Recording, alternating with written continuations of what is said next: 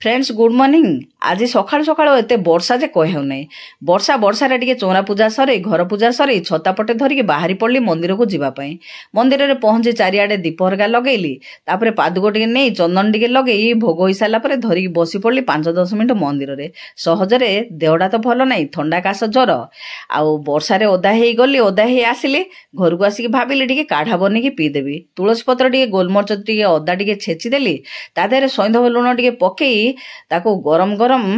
छाणिकी पीदेली। ओ बाबालो कि स्वाद तार पूरा देह कौन लगिगला पीकिरी। आपण मैंने केवे काढ़ाटा करिकी पीचंदी कि कहिबे तो केमिति लागुची एई काढ़ाटी आ पी सारला परे नाती टिके खुआईदेली ता बाबा भी खाई सारलेनी इडली की चटणी आ नाती की मध्य खुआईदेली आ तापरे बसैली देव पाई टिके खेचड़ी देवर खेचड़ी हो सारला परे फेर चुली हरका लिपा लिपि करी आम पाई रोषेई करबी। ए भिडियोटी एठी रखिबी पुणी पर भिडियो रे देखा हबो।